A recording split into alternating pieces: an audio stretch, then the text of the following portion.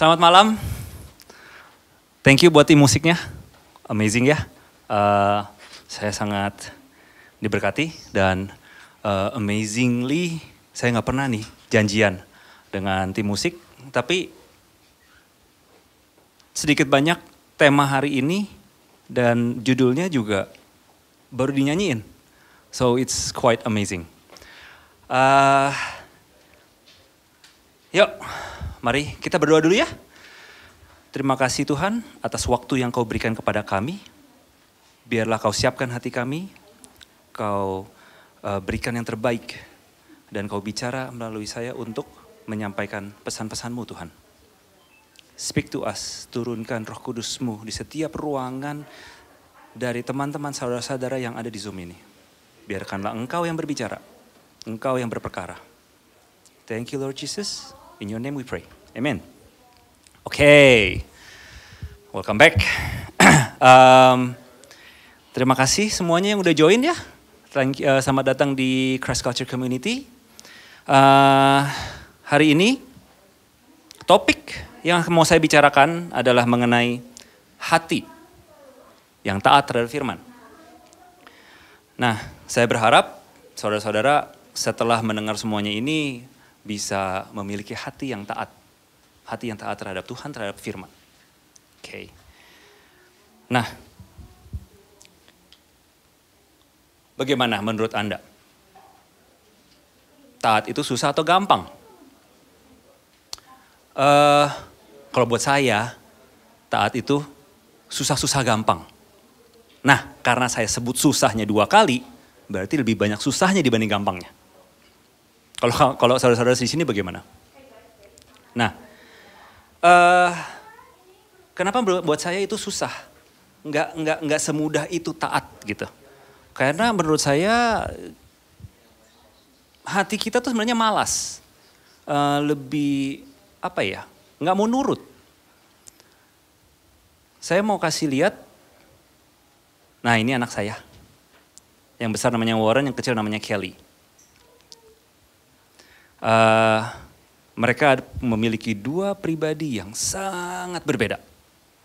Kalau Warren itu penurut, patuh ya, dia benar-benar taat. Dan pada saat saya bilang 2 pribadi yang berbeda, sangat berbeda, kamu tahu dong. Kalau Kelly itu gimana gitu. Ya. Nah kita fokus ke Kelly. Yang di tengah ya, bukan yang di kiri dan kanan. Lucu ya, lucu banget. Emang dia lagi lucu-lucunya. Lucu banget pada saat dia pun menggambar di tembok putih saya. Itu lucu banget. Gitu. Padahal saya udah bilang berkali-kali bahwa jangan gambar di tempat lain selain kertas gitu ya. Sampai suatu saat saya tempelkan kertasnya. Selembar kertas di tembok putih saya. Dia gambar di situ, dia nurut, dia gambar di situ. Ya kalau saya udah pergi saya balik ngintip, dia mulai ke pinggir-pinggir tuh gambarnya tuh. Ke mepet-mepet ke ujung-ujung kertas gitu ya. Terus lama-lama keluar deh gitu ya. Terus jadi tembok saya yang udah ditempel kertas tuh jadi garis-garis gitu. Nah,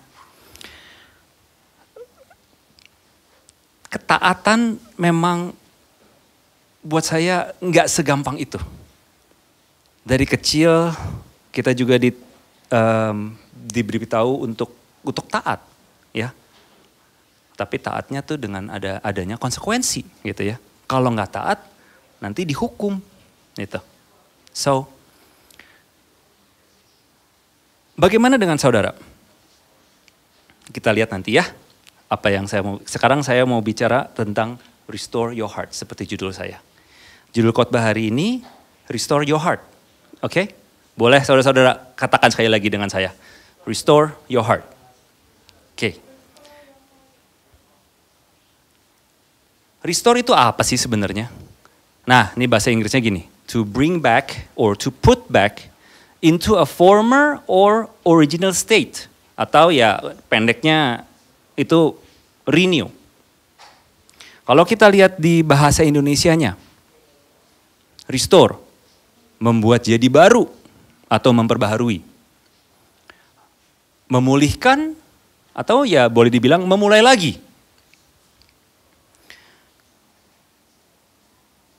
Jadi restore itu adalah sebuah usaha untuk menjadikan baru, untuk memperbaiki lah ya. Kalau restore di handphone Anda tuh bisa nge-crash nih, terus bisa restore gitu ya. Jadi semua data-datanya balik lagi gitu ya. Zaman gini tanpa handphone hidup lebih susah. Oke. Nah, saat membuat khotbah hari ini saya tuh teringat dengan satu cerita. Dulu di Jakarta saya punya mobil Toyota Kijang GLX. Disebutnya Kijang Kapsul ya, Kijang Kapsul. Nah, ada yang tahu, saudara-saudara tahu ya mobil Kijang ini? Ya, 1, 2, 3 orang tahu di sini? Ada sekitar 50-60 orang di sini soalnya. Oke. Suatu waktu saya ditawarkan untuk menambah performa mesin mobil Kijang ini. Kijang Kapsul saya tuh udah kalau nggak salah tahun 2000-2001 gitu ya, udah lupa, dan Matic. Jadi kalau saudara yang suka mobil tahu ya bahwa mobil semakin lama ya tenaganya makin nggak ada, semakin hilang. Ini saya berikan, nah ini Toyota Kijang GLX. Ini bukan mobil saya, pelatnya L, dapat dari internet. Nah, kalau misalnya dia makin lama, makin tua umurnya, mesinnya makin tua, makin boros. Wah, waktu itu mah super boros deh. Kalau nggak salah seminggu bisa ngisi bensin 2 kali kalau nggak salah, ya. Dan karena udah berumur, mesinnya mulai ngegerung gitu suaranya juga. Jadi saya ditawarin alat untuk menaikkan performanya. Maksud saya menaikkan performa adalah menambahkan tenaga dan membuat lebih irit. Nah, waktu itu saya termakanlah dengan iklannya orang ini. Saya suka gitu, saya pikir, wah boleh juga nih gitu. Siapa tahu gue bisa ngebut lagi gitu. Nah, setelah saya coba, saya beli, saya pasang. Udah saya pasang di mobil saya, alat ini dipasangnya itu di aki mobil.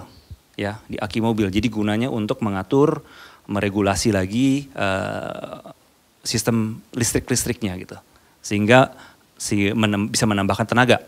Nah, so what happened? Saya coba, saya pasang, apa yang terjadi? Nggak ngaruh. Nggak ngaruh sama sekali. Ya, saya pikir setidak-tidaknya bisa lebih irit lah ya gitu, kalaupun tenaganya nggak ada gitu. Saya memang agak ragu at that point gitu ya, ragu ini memang benar bisa namain tenaga mobil yang setua ini gitu. Jadi apa yang terjadi? Saya pelajarin, saya telaah gitu ya, saya lihat-lihat, kok ternyata mesin alat ini sebenarnya bekerja dengan benar gitu, dengan baik. Tapi ya memang ternyata mobil saya mesinnya tuh udah tua gitu. Udah tidak mungkin untuk ditambahkan apapun.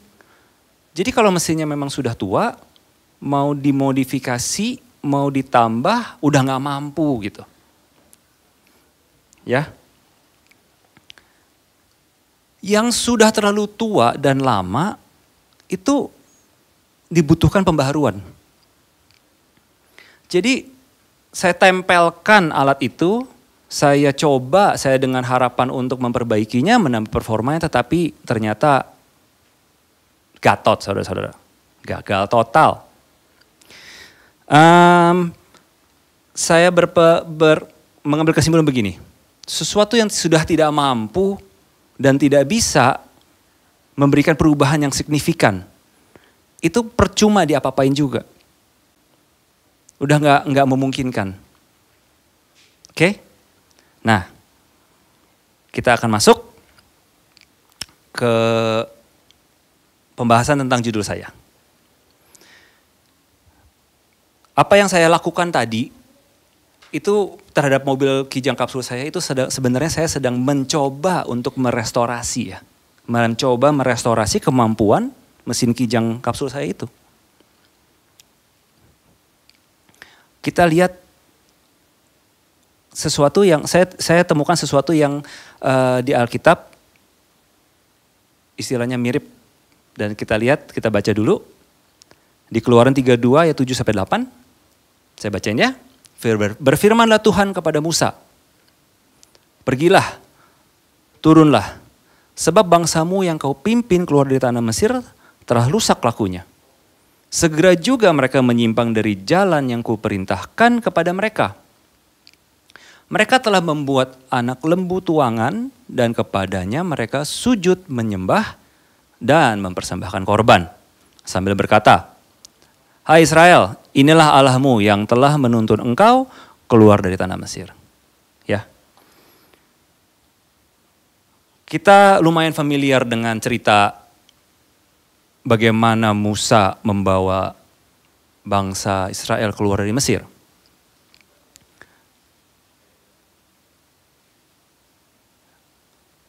Di titik itu Musa itu menerima 10 perintah Allah. Ya. Dia naik ke Gunung Sinai, meninggalkan bangsa Israel karena dia dipanggil oleh Tuhan untuk menerima instruksi selanjutnya. Nah, Musa diberikan 10 perintah Allah. Apa yang terjadi di situ? Dia diberikan 2 buah loh batu yang disebut dalam bahasa Inggris disebut tablet. Jadi saya berpikir begini, Musa naik ke Gunung Sinai, dia tuh mendownload 10 perintah Allah loh ke tablet itu. Dalam bahasa Inggris itu tablet ya. Jadi, dan Musa membutuhkan waktu yang cukup lama ya untuk ngedownload ya. Soalnya mungkin tabletnya masih zamannya Musa. Kalau tablet komputer zaman sekarang mungkin lebih cepat. 10 perintah Allah dia butuh 40 hari loh saudara-saudara. Dia tinggalkan bangsanya. Ya. Pada saat ditinggalkan itu apa yang terjadi?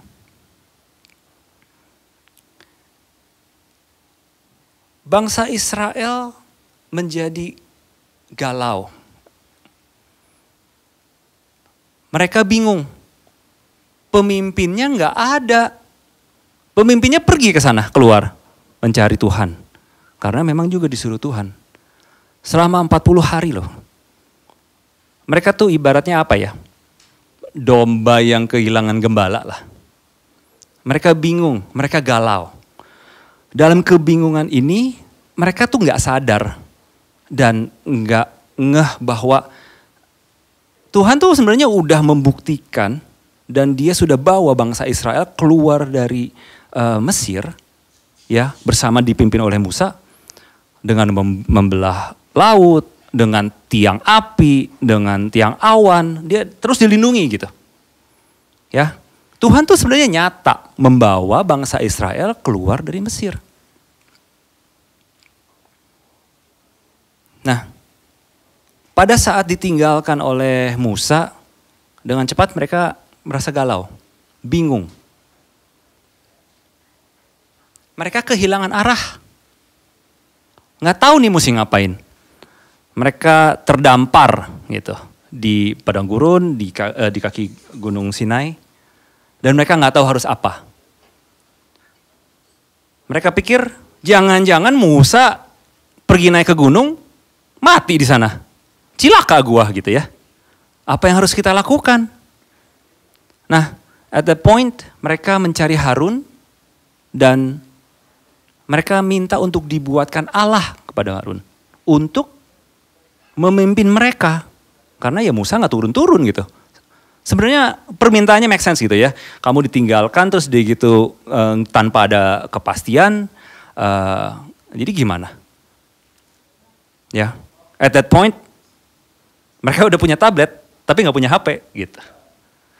Nah sekarang kondisi seperti ini ya buat saya make sense loh. Orang udah terdampar, lalu apa yang mereka harus lakukan ya mereka mencari orang second in command gitu ya. Orang dalam kepemimpinan berikutnya, yaitu Harun, untuk membantu mereka. Nah, dalam keadaan yang desperate ini, mereka mencari Harun dan meminta cara yang paling familiar untuk mereka agar mereka lebih tenang gitu. Cara yang familiar yang saya maksud di sini adalah mereka minta Harun untuk buatkan patung berhala. Ya. Jadi kenapa nih? Karena sebenarnya mereka terbiasa dan mereka mencari cara yang paling cepat, paling familiar dengan mereka karena selama mereka masih tinggal di Mesir, mereka masih jadi budak di Mesir, itu yang mereka tahu. So, hati mereka taunya itu yang lama. Belum tahu nih cara yang baru. Musanya belum turun. Ya, walaupun dengan nyata Tuhan menyertai mereka dalam perjalanannya keluar dari Mesir. Kebayang ya kira-kira ini seperti apa? Dalam keadaan galau ini dan desperate, mereka akhirnya minta Harun untuk membuatkan patung berhala. Apa yang Harun buat? Anak lembu emas. Itu gambarnya. Ya, saudara-saudara bisa lihat. Kayaknya di ujung kiri atas tuh ada si Musa lagi mau ngelempar tabletnya tuh. Agak kecil sih teman, kelihatannya seperti itu. Now what happened here? Bangsa Israel masih melihat cara lama mereka. Cara yang paling familiar. Biar mereka, walaupun dalam kondisi mereka sudah keluar dari Mesir, tapi hati mereka masih hati yang lama. Nah, saya bisa bilang begini. Bangsa Israel sudah keluar dari Mesir, tapi Mesir belum keluar dari bangsa Israel. Akhirnya kan dia balik lagi, dia melihat lagi ke belakang. Mereka walaupun secara fisik mereka udah gak di sana, mereka udah keluar jauh dari Mesir, tapi ya tetap dalam keadaan yang desperate, mereka mencari sesuatu yang familiar. Jadi saya rasa boleh dibilang Mesir belum keluar dari bangsa Israel. Nah, masih ingat tadi saya cerita tentang Kijang GLX, Kijang kapsul saya. Dikasih sebuah alat, nggak ngaruh. Perlunya pembaharuan. Saya rasa ini juga yang sama seperti Israel loh. Walaupun waktu itu dia sempat berkata bahwa oke, saya mau mengikuti cara baru Tuhan. Saya mau mengikuti ketetapan-ketetapan yang diberikan oleh Tuhan. Gitu. Tetapi tetap pada akhirnya hati mereka tidak taat. Sama juga seperti kita ya. Seringkali kita pengen berubah. Kita pengen menjadi lebih baik. Tapi hati kita mungkin belum bisa. Kita ingin berubah ini, berubah itu. Mau memperbaiki diri ini, mau memperbaiki mungkin perilaku kita. Ataupun membuat karakter kita lebih baik. Tapi sama aja sebenarnya tidak semudah itu untuk berubah. Tuhan tuh tahu bahwa hati kita itu sebenarnya hati pemberontak. Hatinya masih lama. Gitu. Nah, dari berapa banyak saudara-saudara di sini yang pernah mencoba untuk berubah tapi gagal? Saya pernah, saya sering. Dan itu bukan hal yang mudah buat saya. Kalau di penghujung tahun nih ya, saudara-saudara tahu ada judulnya, kalau di sosmed tuh banyak, New Year's Resolution gitu tulisannya. Ya, apa New Year's Resolution Anda untuk tahun depan gitu. Saya pernah baca sebuah iklan gitu ya, dituliskan bahwa untuk bisa sukses gitu, harus baca buku-buku tertentu selama sekian banyak gitu ya. Saya pernah mencoba ya, saya bukan jujur aja bukan orang yang gemar membaca, tapi saya coba. Saya targetkan untuk membaca 2 buku yang tebal-tebal ya, yang bangsa novel ataupun self-help gitu ya, untuk memperbaiki karakter saya sendiri gitu. Saya ada tuh di rumah beberapa biji. You know what? Saya berhasil baca ratusan halaman ya, ratusan halaman dalam waktu 1 bulan. Judulnya Kung Fu Boy ya. Saudara ngerti ya? Cinmi itu sebenarnya bagus loh. Jadi buat saya bukan sesuatu yang mudah untuk berubah gitu, ya. Itu adalah usaha yang besar buat saya. Nah, kita tidak bisa benar-benar dengan mudah mengganti hati kita dengan hati yang baru, ya, dengan kemampuan kita sendiri. Ya, kita mau berubah, I want to fix this, I want to fix that, gitu ya. Saya mau berubah ini, merubah itu, tapi I want. Selalu dari kita gitu. Saya mau ini, saya mau itu. Tapi secara hati, kalau hati kita masih yang lama, seperti di awal saya bicarakan, kemungkinannya kecil. Mungkin saja perubahan yang kita usahakan itu sia-sia. Ya, mengubah karakter itu tidak mudah. Hati kita tuh nggak nurut gitu. Ya, seperti mobil tadi, mobil saya yang mobil kapsul GLX yang saya ceritakan di awal, saya tempelkan sesuatu alat untuk memperbaiki performa, nggak berhasil. Apa yang dibutuhkan? Yang dibutuhkan mungkin mesin yang baru, ya. Sama juga, hati kita yang nggak nurut, mungkin hati kita perlu hati yang baru. Tuhan memberikan solusi loh. Nih langsung ke solusinya. Yeskiel 36 ayat 26 sampai 27. Kamu akan kuberi hati yang baru dan roh yang baru di dalam batinmu, dan aku akan menjauhkan dari tubuhmu hati yang keras. Kuberikan kepadamu hati yang taat. Nah, berikutnya, rohku akan kuberikan diam di dalam batinmu dan aku akan membuat kamu hidup menurut segala ketetapanku dan tetap berpegang pada peraturan-peraturanku dan melakukannya. Cukup panjang ya. Nah, jadi ingat-ingat di bagian yang pertama, jadi siapa yang bisa memberikan hati yang baru? Kamu akan kuberikan hati yang baru. Ya jadi Tuhan yang bisa memberikan hati yang baru. Dia berikan hati yang baru, dia berikan roh yang baru. Dia tuh tahu hati kita tuh pemberontak gitu. Hati kita tidak taat, hati kita tuh tidak patuh. Kita tidak bisa berubah hanya dengan kemauan sendiri. Seperti tadi yang saya bilang, merubah karakter tuh gak gampang sebenarnya. Ya, tidak bisa tiba-tiba jadi lebih baik. Gitu. Tidak semudah itu, membutuhkan proses. Jadi Tuhan telah memberikan roh yang baru dan dia memberikan hati yang baru.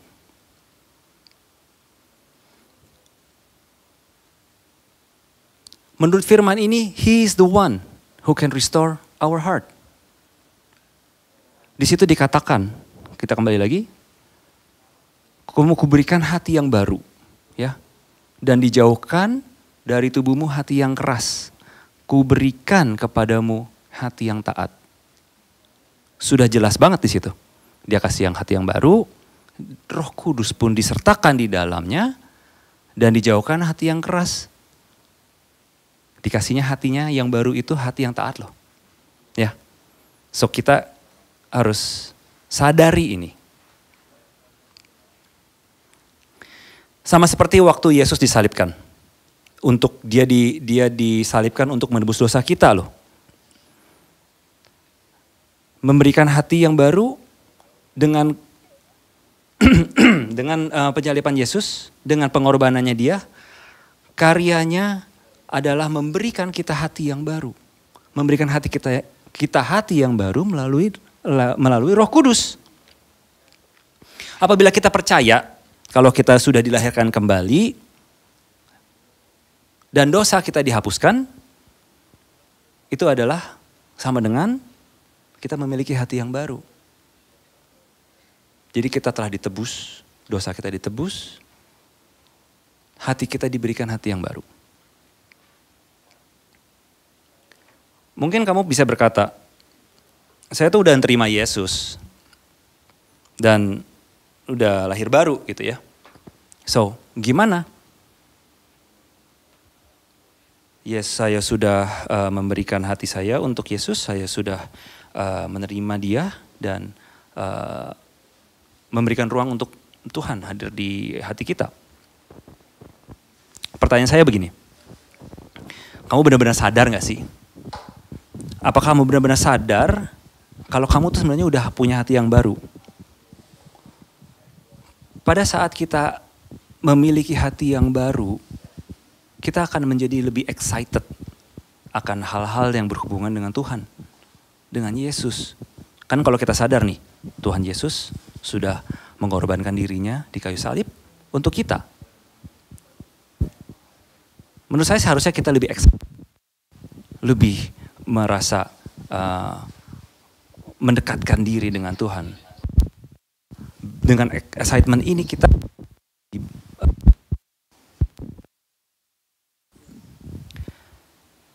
excited bisa menjadi passionate, menjadi lebih mencari, lebih melihat, lebih ingin mengetahui semua hal yang berhubungan dengan Tuhan. Kalau kamu di mana gua? Kita kembali ke SMA aja ya. Let's go back to high school. Oke, sorry ada technical problem. Nah, oke, kembali ke SMA. Saya kembali sebentar cek. Oke, saya dibaptis secara Katolik pada saat saya SMA kelas 3 ya. Pada waktu itu beberapa teman di satu kelas barengan kita mengambil keputusan untuk kita mau dibaptis dan masuk agama Katolik. Saya di sekolah itu dari SD ya kalau nggak salah sampai SMA. So apa yang saya tahu tentang agama adalah agama Katolik. Nah, menurut Anda, menurut saudara-saudara, apakah saya sadar saat saya mengambil keputusan itu? Ya tentu saya sadar. Ya, saya harus ikut kelasnya, dan saya harus pergi ikut dibaptis dan lain-lain gitu ya. Saya sadar, tapi saya excited nggak? Menurut saya waktu itu saya belum excited. Ya, it was high school. High school was about fun and friends. Jadi saya tidak meresponi Tuhan. I did not respond to God in high school. Ya, malah 20 tahun kemudian saya meresponi Tuhan. 20 tahun loh. So where are you now? Are you excited with things about God? Saya pelajari begini. Apabila kita memiliki hati yang sadar, hati yang percaya, kita bisa jadi lebih excited.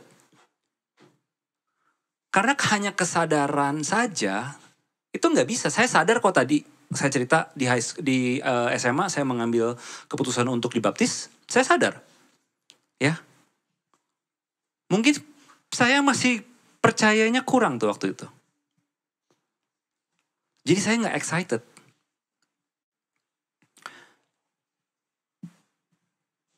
Apabila kita sudah bisa excited, kita bisa jadi passionate. Bagaimana dengan saudara-saudara sekarang? Excited enggak? Menurut saya gini, apabila kita sudah bisa excited dengan hal ini, kita sudah sadar, kita bisa lakukan, excitement ini adalah bentuk yang nyata, ekspresi kita dari hati yang baru itu loh. Pada saat kita memiliki hati yang baru, pada saat kita sudah menjadi excited dengan hal ini, kita menjadi lebih dekat dengan Tuhan. Disinilah kita memiliki hati yang baru. Pada saat excitement itu keluar, itu wujud yang nyata. Itu ekspresi diri kita. Buat teman-teman yang masih ingat ada khotbah dari Pastor Stephen Agustinus minggu lalu, ya. Yang belum dengar boleh masuk ke YouTube, sedikit iklan, Anda YouTube. Sudah diupload di sana, ya. Kita bisa dengar Amazing Preach. Dia mengkhotbahkan untuk berjudul menghasilkan 100 kali lipat. Dia katakan di situ untuk kita menjadi excited terhadap segala sesuatu dengan hubungan dengan Tuhan itu adalah pada saat kita memiliki hati yang baru. Apabila kita sudah 100 kali segala sesuatu adalah untuk Tuhan, bukan kemauan kita sendiri lagi gitu. Nah, let me show you this one. Menjadi excited dan passionate adalah bentuk perubahan yang nyata. Kenapa begini ya? Karena when you are excited dan passionate, kita menjadi want to know more. Kita pengen tahu lebih. Pada saat kita mau pengen tahu lebih, kita akan mengerti lebih. Pada saat kita mengerti lebih, kita menjadi lebih dekat. Kalau kita udah excited, kita tuh harusnya jadi kayak happy. Kita harusnya delighted. Takjub. Kita bisa terheran-heran kadang-kadang. Dengan apa yang Tuhan bisa kerjakan dalam hidup kita. So, dengan begini, when you are excited, you are passionate. You want deeper relationship with Jesus. Kamu ingin mendekatkan lagi dirimu dengan Dia. Menjalin hubungan yang pribadi, memiliki connection, ya. Memiliki hubungan yang real dengan Tuhan, dengan Yesus. Saya bikin analogi. Saya tidak bisa mencintai istri saya apabila saya tidak kenal dengan dia. Ya. Zaman dulu ngomongnya gini, nggak kenal maka nggak sayang. Nah, harusnya udah pada tahu ya kata-kata itu. Kalau yang belum tahu mungkin milenial. Kalau yang istilahnya sekarang pralansia, nah mungkin itu pada tahu. Jadi gini, saya mencintai istri saya karena saya kenal dia. Nah, untuk mengenali dia, saya perlu meluangkan waktu lebih. Untuk apa? Untuk bertanya, untuk bercerita. Kalau saya nggak kenal, saya nggak sayang. Kalau untuk kenal, saya harus meluangkan waktu. Jadi gimana dong? Ya ngobrol lah, ngapain lagi gitu. Kita harus bisa mengenal istri kita. Kita juga harus bisa mengenal Tuhan kita dong. Sama Tuhan. Pada saat kita ngobrol, kita udah lebih kenal, kita harus keep the relationship exciting. Ya. Kalau kita bisa keep the relationship exciting, kita bisa mendekatkan lebih lagi. Kita jadi mengerti apa yang dia inginkan. Kita jadi mengerti apa yang harus kita lakukan. Setelah kita bisa mengasihi dia, maka saya bisa bertaat kepada Tuhan. Sama, kita harus membuat spend more time dengan Tuhan. Kita bisa mengasihinya, kita jadi bisa mentaatinya. Ini loh yang Tuhan inginkan sebenarnya. Dia menginginkan hubungan, saudara-saudara. Menginginkan connection antara kita dengan dia.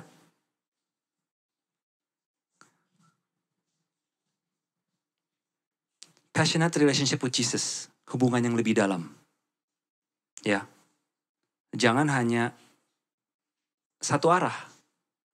Ya. Sama dengan saya dengan istri. Saya perlu tahu apa yang dia inginkan. Saya juga bisa bercerita dengan dia. Jadi saling mengerti.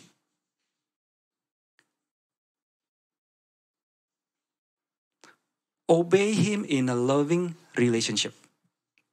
Ya, kita taat kepada Tuhan berdasarkan hubungan yang saling mencintai. Bukan taat karena takut, karena tadi Kelly di awal saya cerita anak saya mulai menggambar-gambar di tembok. Gitu. Kita memang sering disuruh taat kan, disuruh taat. Tapi kali ini saya minta saudara-saudara sadar bahwa kita tak bisa taat dengan melalui hubungan relationship yang berdasarkan kasih. Ya, obey Him in a loving relationship. Bukan karena ancaman, bukan karena hukuman, ataupun konsekuensi. Jadi bagaimana? Apakah saudara-saudara sudah bisa membayangkan hal ini sekarang? To restore your heart, ada 3 step. Poinnya adalah, pertama, restore your heart dengan sadar dan percaya. Oke? Seperti tadi saya ceritakan. Kamu bisa sadar, kamu harus percaya. Kedua, dengan kesadaran itu kita harus jadi excited dan passionate. Ya, excited akan Tuhan Yesus dan passionately mengasihinya. Ini adalah yang tadi seperti saya katakan, bentuk nyata dari apa yang hati yang baru yang Dia berikan. Ya, ketiga, kita akan punya hati yang taat kepada Tuhan dan firman-Nya. So, bagaimana? Saya harap saudara-saudara bisa mengerti bahwa hidup baru yang saudara miliki sekarang, hati baru yang Anda miliki sekarang, karena Tuhan telah memberikan hati pada saat kita dilahirkan baru, pada saat Yesus di kayu salib. So please, get excited akan Dia. Jadi kita bisa passionately mengasihi dengan sungguh-sungguh. Dan seperti nomor 3 di sini, pada akhirnya hati yang taat pada Tuhan dan firman-Nya. So ini slide terakhir saya. When we love God, we will obey His words. As easy as that. Mudah kan? Jadi kembali ke awal, taat itu susah atau gampang? So, itu ya pelajaran yang saya terima, yang saya dapat dari perenungan untuk hari ini, untuk khotbah hari ini. When we love God, we will obey His words. Oke, thank you. Terima kasih.